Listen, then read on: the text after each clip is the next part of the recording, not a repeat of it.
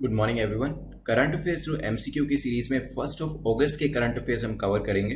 This is brief introduction about me. My name is Prince Luthra और India rank 577। जो topics हम discuss करने वाले हैं आज, सबसे पहले स्लेवरी के बारे में देखेंगे, देन आई क्रेस्ट के ऊपर एक क्वेश्चन है, आपदा प्रबंधन पुरस्कार के ऊपर भी एक क्वेश्चन है, देन एनटीपीएस के बारे में देखेंगे, वाईफाई चौपाल के ऊपर भी एमसीक्यू है, नाग रिवर के बारे में हमने पहले भी डिस्कस किया, दोबारा एक क्वेश्चन बनाया है, इंडियन मालदीव्स के बारे में देखेंगे, ब्लू हेयर कैंपेन के बारे में देखेंगे, परसेवरेंस रोवर के बारे में, and then KMF that is Kutch mainland fold के बारे में भी एमसीक्यू डिस्कस करेंगे। चलिए, जो मार्किंग स्कीम है वो कुछ इस तरीके से रहेगी। अगर अपर टू ब्रैकेट्स में आपका स्कोर होता है तो उसे सेफ जोन माना जाएगा। यहाँ पे आप 6 या उससे ज्यादा स्कोर कर रहे हैं, मतलब 60% से ज्यादा स्कोर कर रहे हैं। अगर लेस देन 6 मार्क्स आते हैं तो दोबारा अटेम्प्ट कर लीजिएगा। चलिए फर्स्ट क्वेश्चन पे चलते हैं। First question is about slavery. अभी एक रिपोर्ट ऑन स्लेवरी जो है वो रिलीज करी गई है। आपको बताना है कि किस ऑर्गेनाइजेशन ने इस रिपोर्ट को रिलीज किया है। क्या कॉमनवेल्थ ह्यूमन राइट्स इनिशिएटिव ने इस रिपोर्ट को निकालने में हेल्प करी है, वॉक फ्री, पीस इंटरनेशनल? सोचिए किसने की है, फिर डिस्कस करते हैं। चलिए देखिए, Commonwealth human right initiative that is CHRI और एक वॉक फ्री जो ऑर्गेनाइजेशन है which is an international anti slavery organisation. तो ये वॉक फ्री ऑर्गेनाइजेशन जो है इंटरनेशनल लेवल की एंटी स्लेवरी ऑर्गेनाइजेशन है। इन दोनों ने मिलकर एक रिपोर्ट जो है वो स्लेवरी पे निकाली है। कब? 30 जुलाई को, जो कि वर्ल्ड डे है अगेंस्ट ट्रैफिकिंग इन पर्सन। तो यहाँ पे हमारा जो आंसर होगा वो होगा ए।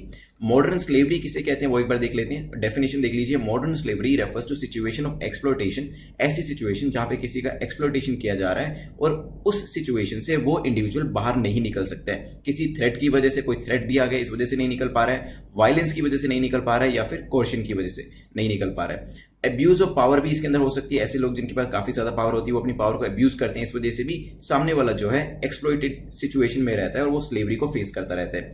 दे में बी हेल्ड इन डेट, ऐसे भी हो सकता है कि उन्होंने कोई उधार देना है, इस वजह से उनको फोर्सफुली काम कराया जा रहा है, या फिर बॉन्डेजेस ऑन फिशिंग बोट्स हो सकता है against their will as domestic servant और ट्रैप्ड इन ब्रोथल्स। ऐसे भी लोग होते हैं जिनसे डोमेस्टिक सर्वेंट के तौर पे काम कराया जाता है क्योंकि उन्होंने कोई ना कोई पैसा जो होता है वो उधार में देना होता है। तो ये भी जो है एक तरीके से मॉडर्न स्लेवरी है। चलिए यहाँ पे आपको डेफिनेशन पता चल गई। इसके अलावा कुछ और चीजें देख लेते हैं। चलिए देखिए, कॉमनवेल्थ कंट्रीज जो है उन्होंने प्रॉमिस किया था 2018 के अंदर कि 2030 तक हम मॉडर्न स्लेवरी को और स्लेवरी हर तरीके की स्लेवरी को, ह्यूमन ट्रैफिकिंग को बिल्कुल खत्म कर देंगे। और यहाँ पे कॉमनवेल्थ कंट्रीज का नाम इसलिए लिया जा रहा है क्योंकि 40% जो स्लेवरी है वो यहीं पे ही प्रैक्टिस करी जाती है। बाकी सारे जो वर्ल्ड है, रेस्ट ऑफ द वर्ल्ड में 60% ये चीज प्रैक्टिस करी जाती है। एंड 1 in every 150 इंडिविजुअल्स जो है वो किसी ना किसी तरीके की मॉडर्न स्लेवरी को फेस कर रहा है। तो इस वजह से ये जो डेटा है ये आपका मेंस के हिसाब से काफी इंपॉर्टेंट हो जाएगा। प्रीलिम्स में इस तरीके की चीज नहीं पूछी जाएगी, लेकिन 40% कॉमनवेल्थ का जो कंट्रीब्यूशन है इस चीज के अंदर और जो 2018 में प्रॉमिस किया गया था 2030 तक खत्म करने के लिए, तो ये सब फैक्ट्स जो आप मेंस के आंसर के अंदर लिख सकते हैं। चलिए नेक्स्ट क्वेश्चन पे चलते हैं जो कि आई क्रेस्ट को लेकर है। सेकंड एमसीक्यू हमारा, देखते हैं इसको। सेकंड क्वेश्चन है, which of the following statement is और are correct about I crest. I crest के बारे में कौन सी स्टेटमेंट सही है, कौन सा कथन सही है? पहली स्टेटमेंट कहती है it is launched by Atal innovation mission. इसे अटल इनोवेशन मिशन के द्वारा लॉन्च किया गया है, हो सकता है। It is an incubator capabilities enhancement programme for robust ecosystem focused on creating high performing startups. ये एक तरीके से इंक्यूबेटर की तरह काम करता है, एक एनहांसमेंट प्रोग्राम है ताकि जो हाई परफॉर्मिंग स्टार्टअप्स है उनको हेल्प करी जा सके। ये भी हो सकता है। सोचिए क्या आंसर होगा, फिर डिस्कस करते हैं। चलिए देखिए, आपको पता है अटल इनोवेशन मिशन जो है इट्स अ फ्लैगशिप इनिशिएटिव किसका? नीति आयोग का, ठीक है। और ये स्टार्ट किस लिए किया गया था? ताकि एक ऐसा कल्चर ऑफ इनोवेशन डेवलप किया जा सके कि फर्दर हम नई नई चीजों को लेके आए, फर्दर हम इनोवेशन कर पाए, फर्दर नई नई चीजों की डिस्कवरीज कर पाए। तो बेसिकली इनोवेशन आए हमारे कंट्री के अंदर, एंटरप्रेन्योरशिप आए हमारी कंट्री के अंदर, एक इनोवेशन का और एंटरप्रेन्योरशिप का एक कल्चर डेवलप हो हमारी कंट्री के अंदर। उसी की वजह से अटल इनोवेशन मिशन को लाया गया था। तो यहाँ पे आई क्रेस्ट जो है it is launch by AIM, बिल्कुल सही है। First statement is correct. Second, क्या ये एक इनक्यूबेटर कैपेबिलिटी का एनहांसमेंट प्रोग्राम है? यस। किसके लिए? स्टार्टअप्स के लिए। ये भी बिल्कुल ठीक है। तो दोनों स्टेटमेंट्स हमारे यहाँ पे ठीक हो जाएगी। आंसर हो जाएगा सी। अब कुछ अटल इनोवेशन मिशन के बारे में कुछ देख लेते हैं। मेंस के अंदर आएगा तो यही पॉइंट्स आपको लिखने हैं। इसमें अटल टिंकरिंग लैब है एक, तो देन इंक्यूबेशन सेंटर्स भी हैं इसके अंदर, देन अटल न्यू इंडिया चैलेंजेस भी होते रहते हैं, देन कम्युनिटी इनोवेशन सेंटर्स भी हैं, अराइज भी इसका एक पार्ट है, और मेंटर्स ऑफ चेंज भी रहता है। देखिए इन सब के ऊपर, जैसे अराइज है, अराइज के ऊपर प्रीलिम्स का क्वेश्चन बन सकता है, अदरवाइज अगर एम के ऊपर एक स्टैंड अलोन क्वेश्चन आता है तो आप इसके जो सब कंपोनेंट है उसको भी यहां पर एक्सप्लेन कर सकते हैं। चलते हैं नेक्स्ट क्वेश्चन के ऊपर, which is question number 3, which of the following freedom fighter name is associated with आपदा प्रबंधन पुरस्कार। ये हमने पहले भी क्वेश्चन डिस्कस किया था, देखते हैं कि आपको पुरानी जो हमने चीज पढ़ी थी याद है कि नहीं है। तो कौन से ऐसे फ्रीडम फाइटर हैं जिनका नाम आपदा प्रबंधन पुरस्कार के साथ जोड़ के देखा जा सकता है? अब्दुल कलाम आजाद हैं वो, सुभाष चंद्र बोस, भगत सिंह है, या फिर नेहरू जी हैं? सोचिए क्या आंसर होगा, फिर डिस्कस करेंगे। चलिए, अभी रिसेंटली गवर्नमेंट ऑफ इंडिया ने इनवाइट किए नॉमिनेशन सुभाष चंद्र बोस आपदा प्रबंधन पुरस्कार के लिए, तो आंसर तो आपको पता चल गया, B is the correct answer.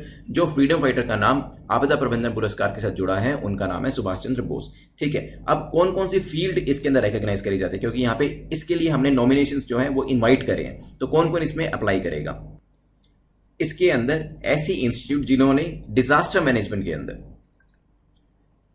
अच्छा काम किया वो यहां पर अप्लाई कर सकते हैं। तो किसके अंदर? आपदा प्रबंधन, नाम से ही पता चल रहा है डिजास्टर मैनेजमेंट को लेकर होगा, लेकिन किस फ्रीडम फाइटर का नाम जुड़ा है वो अब आपको पता चल गया, B is the correct answer, Subhash Chandra Bose.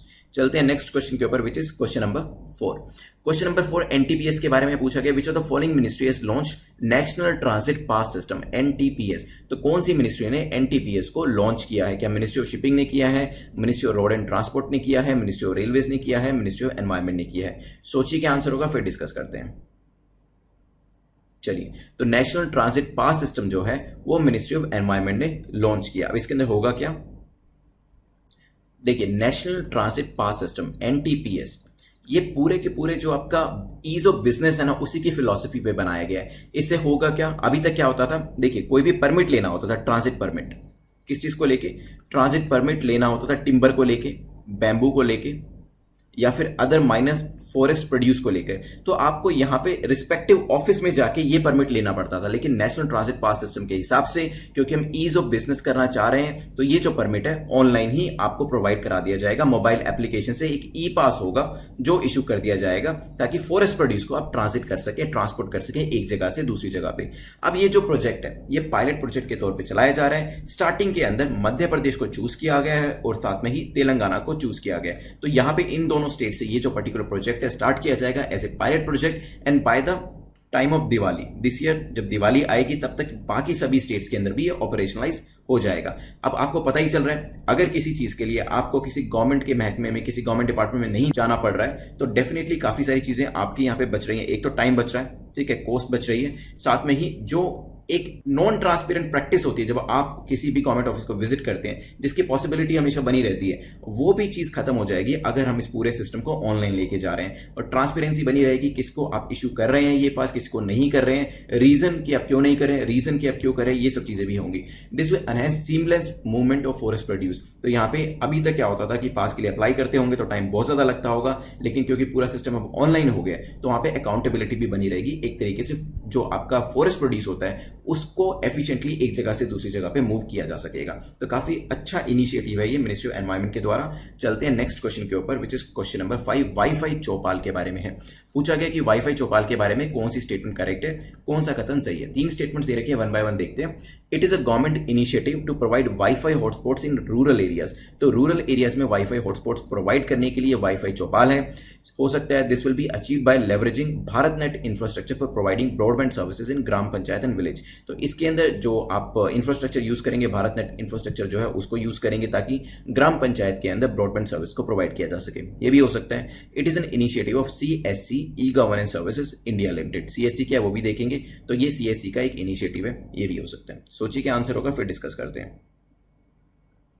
चलिए देखिए, वाईफाई चौपाल जो है it is an initiative of common service centres e governance service India limited. बिल्कुल सही है। ये एक स्पेशल पर्पस व्हीकल है जिस 2016 में बनाया गया था MITI के द्वारा, that is ministry of electronics information technology के द्वारा अंडर द कंपनीज एक्ट 1956, ताकि पूरा का पूरा ये जो हम वाईफाई प्रोवाइड कर रहे हैं ग्राम पंचायत के अंदर, रूरल एरियाज के अंदर, उसको इंप्लीमेंट किया जा सके। तो ये तीसरी स्टेटमेंट ठीक है। और कहीं ना कहीं मैंने आपको ये भी बता दिया कि वाईफाई हॉटस्पॉट्स रूरल एरियाज में प्रोवाइड किए जाएंगे और भारत नेट की जो टेक्नोलॉजी है, जो पूरा इंफ्रास्ट्रक्चर इंफ्रास्ट्रक्चर है उसको हम यहाँ पर यूज करेंगे।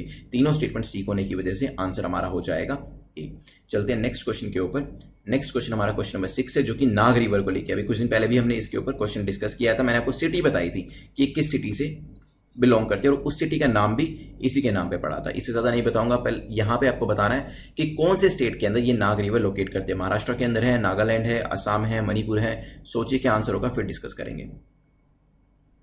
चलिए देखिए, कुछ दिन पहले हमने देखा था जो कोर्ट्स थी उन्होंने कहा था कि इंडस्ट्रियलाइजेशन की वजह से काफी ज्यादा एफ्लुएंट जो है, काफी ज्यादा जो वेस्ट प्रोडक्ट है वो इंडस्ट्रीज का वो इसके अंदर छोड़ा जा रहा है। इसी वजह से जो पूरी रिवर है वो पल्यूट हो चुकी है। यहाँ पे आंसर जो था वो था ए, क्योंकि ये नागपुर से बिलोंग करती है रिवर और नागपुर का नाम भी इसी रिवर के नाम पे रखा गया है। आंसर हो जाएगा महाराष्ट्र। ए इज द करेक्ट आंसर। कुछ और चीजें देख लेते हैं कि ये न्यूज में बार बार क्यों आ रही है। एक तो रीजन मैंने आपको बताई दिया कि जो इंडस्ट्री का वेस्ट है वो इसके अंदर जा रहा है। दूसरा जो ये रिवर है ये ड्रेनेज के तौर पे काम करती है नागपुर के लिए और इसी वजह से जो सारा अर्बन वेस्ट होता है वो भी इसके अंदर जा रहा है अभी, और इसी वजह से जो इस रिवर का पोल्यूशन हो रहा है वो एक नेक्स्ट लेवल पे पहुंच चुका है। तो यहाँ पे ध्यान रखिएगा, नाग रिवर बार बार न्यूज में आ रही है, हो सकता है इसकी लोकेशन को लेकर क्वेश्चन पूछ लिया जाए। चलते हैं नेक्स्ट क्वेश्चन के ऊपर, विच इज क्वेश्चन नंबर 7, जो कि कह रहा है which of the following agreement या अग्रीमेंट्स इज और are sign between India and Maldives recently. अभी इंडिया और मालदीव्स के बीच में कुछ अग्रीमेंट साइन करे गए हैं। मेंस के लिए भी काफी इंपॉर्टेंट चीज है इंडिया मालदीव्स के रिलेशन के बारे में अगर क्वेश्चन पूछा जाता है तो यहाँ पर आपको बताना है कौन कौन से ऐसे अग्रीमेंट्स हैं वो साइन करे गए हैं। क्या नेबरहुड फिश प्रोसेसिंग प्लांट्स को सेटअप करने का कोई अग्रीमेंट साइन किया गया, हो सकता है। इमरजेंसी मेडिकल सर्विसेज का कोई अग्रीमेंट साइन किया गया, ये भी हो सकता है। इमरजेंसी रिस्पॉन्स फंड बनाने का भी कोई अग्रीमेंट साइन किया गया। सोचिए क्या आंसर होगा, फिर डिस्कस करते हैं। चलिए, तो रिसेंटली जो एक नेबरहुड फिश प्रोसेसिंग प्लांट बनाने का जो अग्रीमेंट था वो साइन किया गया है, और अभी कुछ टाइम पहले ही इमरजेंसी मेडिकल सर्विसेज का भी एक जो यहाँ पे अग्रीमेंट था वो साइन किया गया था कैपिटल माले के अंदर। It is one of the several small and medium projects जो कि दोनों कंट्रीज जो है वो इंप्लीमेंट कर रही हैं, और इसमें इंडिया जो है वो असिस्टेंस भी दे रहा है। तो यहाँ पे इमरजेंसी मेडिकल सर्विसेज जो ए और बी ऑप्शन है आपके दोनों करेक्ट है। रिस्पॉन्स फंड जैसी कोई चीज नहीं थी यहाँ पर, तो पहले दो ऑप्शन ठीक होने की वजह से आंसर आपका हो जाएगा B. B is the correct answer. अब इंपॉर्टेंट चीज क्या होती है, देखिए ये चीज ज्यादा मेंस के लिए इंपॉर्टेंट है। आपको 2 पॉइंट्स मिल गए कि कहाँ कहाँ पे दोनों कंट्रीज जो है वो अग्रीमेंट कर रही है और इंडिया कहाँ कहाँ पे मालदीव्स की हेल्प कर रहा है। बट इंपॉर्टेंट हो जाती है मालदीव्स की लोकेशन, जो geo strategic point of view से हमारे लिए काफी इंपॉर्टेंट है। इंडियन ओशन में ये फॉल करती है और इंडिया के काफी करीब है, तो इस वजह से एक तो लोकेशन आपको पता होनी चाहिए, geo strategic point of view से हमारे लिए इंपॉर्टेंट है ये पता होना चाहिए, और अभी फिश प्रोसेसिंग के लिए जो हम एक यहाँ पर हम सेटअप कर रहे हैं एक प्लांट, उसकी भी क्या ऐसी जरूरत पड़ी जिसके बारे में आपको नॉलेज होनी चाहिए। चलिए नेक्स्ट क्वेश्चन पे चलते हैं। Next question is concerning blue here campaign. तो blue here campaign is associated with, किससे ये एसोसिएट करता है? क्या ये कोविड-19 से रिलेट करता है, ह्यूमन ट्रैफिकिंग से रिलेट करता है, बीचेस को क्लीन करने से रिलेट करता है, या टेररिज्म से रिलेट करता है? सोचिए क्या आंसर होगा, फिर इसको डिस्कस करते हैं। चलिए हिंट दे देता हूं, जुलाई 30 को हम किस चीज को कमेमोरेट करते हैं? Okay, world day against trafficking in person. अभी हमने फर्स्ट क्वेश्चन में देखा था, तो यहां पर ये जो पर्टिकुलर ब्लू हियर कैंपेन है ये किससे रिलेट करता है? ह्यूमन ट्रैफिकिंग से। ये जो है यूएन ने इनिशिएट किया था और इसका बेसिक पर्पस था अवेयरनेस फैलाना, ताकि ह्यूमन ट्रैफिकिंग को पूरी तरीके से रोका जा सके। ये एनकरेज करता है कि वेरियस गवर्नमेंट्स जो है वो इसके लिए सामने आए, सिविल सोसाइटीज जो वो भी पार्टिसिपेट करें, कॉर्पोरेट सेक्टर भी अपनी जो रिस्पॉन्सिबिलिटी है उसको पूरा करे, इंडिविजुअल्स भी जो है वो बाहर निकल के आए और इस हेनस क्राइम को, जो कि एक बहुत ही बुरी प्रैक्टिस है ह्यूमन ट्रैफिकिंग की, इसको रोकने में अपना अपना कंट्रीब्यूशन दे। तो B is the correct answer. अगर पूछा जाता है ब्लू हेयर कैंपेन किससे रिलेट करता है? ह्यूमन ट्रैफिकिंग, जुलाई 30 याद रखिएगा। चलते हैं नेक्स्ट क्वेश्चन के ऊपर, which is question number 9। Question number 9 जो है वो परसिवरेंस रोवर को लेके पूछा है। परसिवरेंस रोवर को लेके कौन सी स्टेटमेंट आपकी करेक्ट है, कौन सा कथन आपका सही है? पहला कहता है it is the rover of NASA for Mars. ये नासा का एक रोवर है जो कि मार्स के लिए हो सकता है। This is the second launch of Mars this month following China's Tianwen-1 spacecraft. तो चाइना का जो Tianwen-1 स्पेसक्राफ्ट मार्स पे गया था उसके बाद ये सेकंड लॉन्च है जो मार्स पे जा रहा है। It will carry Ingenuity, the first ever helicopter to fly on Mars. Helicopter जो है जिसका नाम इंजेन्युटी है उसको भी लेके जाएगा और ये मार्स तक जाएगा, ये भी हो सकता है। सोचिए क्या आंसर होगा, फिर डिस्कस करते हैं। चलिए देखिए, रोवर है नासा का जो मार्स पे जा रहा है, बिल्कुल ठीक है, पहली स्टेटमेंट आपकी। और यहाँ पे मार्स पे जाने का जो बेसिक ऑब्जेक्टिव है वो भी यही है कि आप वहां पे जाइए और सोफिस्टिकेटेड कुछ रॉक सैंपल जो है वो लेके आइए। तो मार्स से रॉक सैंपल्स लाए जाएंगे और फिर उसे यहाँ पे लैब्स में स्टडी किया जाएगा। पहली स्टेटमेंट तो हो जाती है ठीक। क्या ये सेकंड लॉन्च है मार्स के लिए? देखिए दिस स्टेटमेंट इज इनकरेक्ट। अगर आपको याद हो पिछले कुछ दिन पहले हमने डिस्कस किया था यूएई के होप मिशन के बारे में, होप के बारे में भी हमने डिस्कस किया था कि मार्स पे जा रहा है। तो अगर आप दोनों चीजों को कनेक्ट कर पाते तो सेकंड स्टेटमेंट आपको पता चल जाती है इनकरेक्ट है, क्योंकि यूएई का होप मिशन भी जा चुका है, चाइना का तियानवन भी जा चुका है और अब ये तीसरा है नासा का, तो it is the third launch. Second statement आपकी इनकरेक्ट हो जाएगी। अगर बात करी जाए क्या ये इंजेन्यूटी को लेके जाएगा, यस, फर्स्ट एवर हेलीकॉप्टर जो है वो मार्स पे फ्लाई करेगा। तीसरी स्टेटमेंट आपकी बिल्कुल ठीक है, आंसर आपका हो जाएगा C will be the correct answer. ये रोवर दिखता कैसे हो मैं दिखा देता हूं आपको। चलिए देखिए ये रोवर है परसिवरेंस, इसके अंदर 7 बेसिक इंस्ट्रूमेंट है, देखते हैं वन बाय वन। जैसे एक है मास्टर कैम जेड, देन है इसमें माइक्रो इमेजर है, वेदर स्टेशन है इसके अंदर, अल्ट्रा वायलेट स्पेक्ट्रोमीटर है इसके अंदर, एक्सरे स्पेक्ट्रोमीटर है इसके अंदर, साथ में ही ऐसा एक यहाँ पे इंस्ट्रूमेंट है मॉक्सी जो कि ऑक्सीजन प्रोड्यूस करेगा जो कि मार्स के ऊपर CO2 होती है उससे। देन इसके अंदर सब सर्फिस रेडार भी है। तो ये इसके अंदर बेसिक 7 इंस्ट्रूमेंट्स जो है वो लगे हुए हैं। देन इसके बारे में और बात करी जाए तो ये 1 मार्स ईयर जो है वहां पे रहेगा। 1 मार्स ईयर जो है 687 डेज के बराबर होता है। कुछ और ऑब्जेक्टिव्स जो हैं वो इसके देख लेते हैं। ऑब्जेक्टिव्स में look for science of ancient microbial life के बारे में देखिएगा। मैंने आपको ये भी बताया था कि रॉक सैंपल्स इकट्ठे करे जाएंगे, डस्ट सैंपल्स लिए जाएंगे यहाँ पर, और ये हेलीकॉप्टर जो अभी इंजेन्यूटी है वो भी भेजा जा रहा है, वो भी कुछ एक्सपेरिमेंटेशन में कंट्रीब्यूट करेगा। देन क्लाइमेट के बारे में वहाँ पे स्टडी करी जाएगी, उसकी जो मार्स की जियोलॉजी है उसके बारे में देखा जाएगा, जो उनके रॉक स्ट्रक्चर है, कंपोजिशन है, उसके बारे में देखा जाएगा। तो ये सब बेसिक ऑब्जेक्टिव है जो कि अचीव किए जाएंगे। चलते हैं आज के लास्ट क्वेश्चन के ऊपर, जो कि कच्छ मेनलैंड फोल्ड KMF के बारे में पूछा गया। KMF के बारे में कौन सी स्टेटमेंट करेक्ट है, कौन सा कथन सही है? पहला, it is a major east west trending fold, तो ये major east west trending fold है, हो सकता है। Then recent earthquake experience in Rajkot and Ahmedabad was due to KMF, जो अभी रिसेंटली राजकोट और अहमदाबाद में जो अर्थक्वेक फील किए गए थे, जो एक्सपीरियंस किए गए थे, वो KMF की वजह से थे। ये भी हो सकता है। सोचिए क्या आंसर होगा, फिर डिस्कस करते हैं। चलिए देखिए पहली जो स्टेटमेंट है वो बिल्कुल ठीक है, ईस्ट वेस्ट ट्रेंडिंग फोल्ट है ये, तो लोकेशन जो है इसकी डायरेक्शन है वो भी बता रखी है। लेकिन सेकंड स्टेटमेंट हमारी इनकरेक्ट है, क्योंकि अभी रिसेंटली जो राजकोट और अहमदाबाद में जो एक्सपीरियंस किए गए थे अर्थक्वेक वो KMF की वजह से नहीं थे। तो आंसर आपका हो जाएगा A will be the correct answer. अब हम विद इन 2 मिनट्स में इसे क्विकली रिवाइज करेंगे, रिविजन को मिस नहीं करना है, फिर हम क्वेश्चन ऑफ द डे पूछेंगे एंड देन विनर को यहाँ पे डिक्लेयर करेंगे। सबसे पहले हमने स्लेवरी रिपोर्ट के बारे में देखा था। रिपोर्ट ऑन स्लेवरी जो है वॉक फ्री जो एक इंटरनेशनल लेवल ऑर्गेनाइजेशन है उसने और CHRI ने मिलकर निकाली है। 30 जुलाई जो दिन होता है वो world day against trafficking in person के तौर पे ही जाना जाता है।